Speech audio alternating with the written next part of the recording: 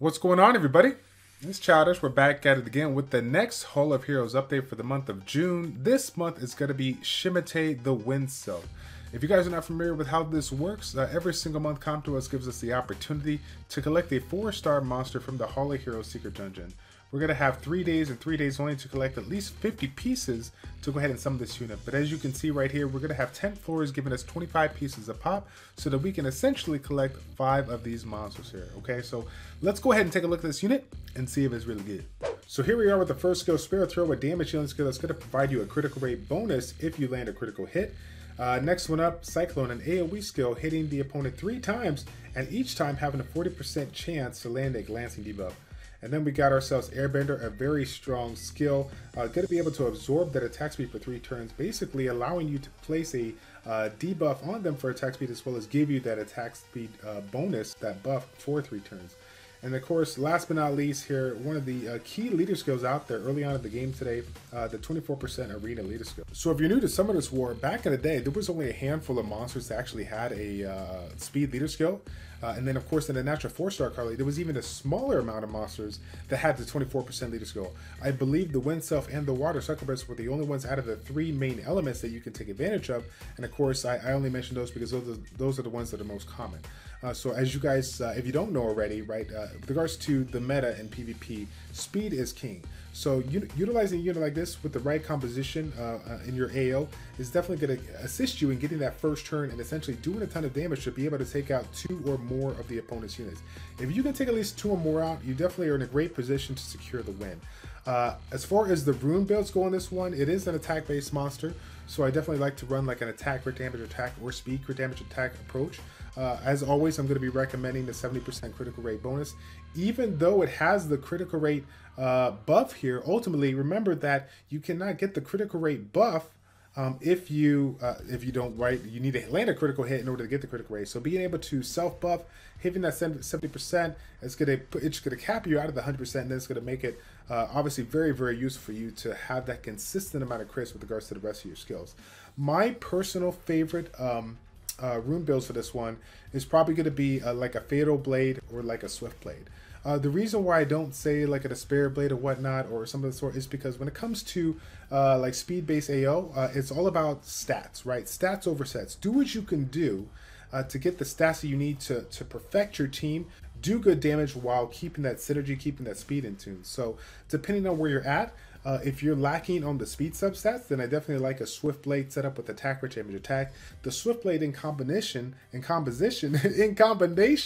with the speed lead is definitely going to assist you in getting the speed that you need while maintaining the high amount of attack power to go along with that critical rate and critical damage. And then on the flip side, you got the Fatal set that's going to provide you that 35% buff when you have it placed on a unit.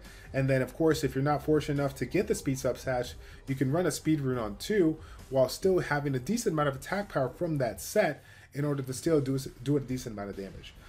Back in the day, most of the people that if they didn't have like a Bernard Mega Devolution, they would run a speed-based lead with Bernard, and then some other kind of support with regards to a damage dealing unit here.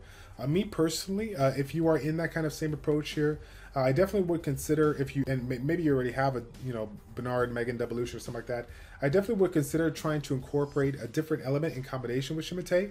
Ultimately, as you guys know, people are starting to get in tune with regards to elemental diversity and understand that it's good to kind of mix it up when it comes to your arena defense.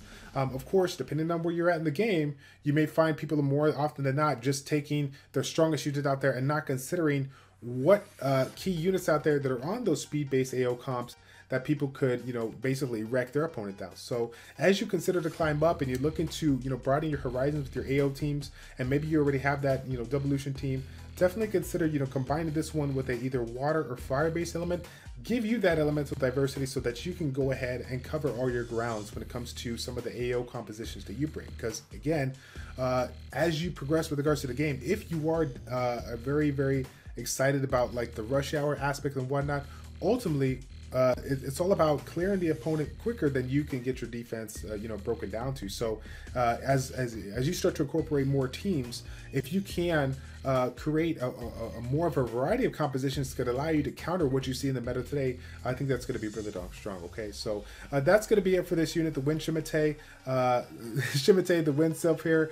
Definitely a big fan of that. If you are on that PvP side of things, definitely focus around that. If you are still, slacking when it comes to like the units, the runes and whatnot, maybe you're early to mid game, then maybe save a copy of this one on the side, and you can again, use the skill ups either down the road for this one, or maybe if you want to use it for your Beretta.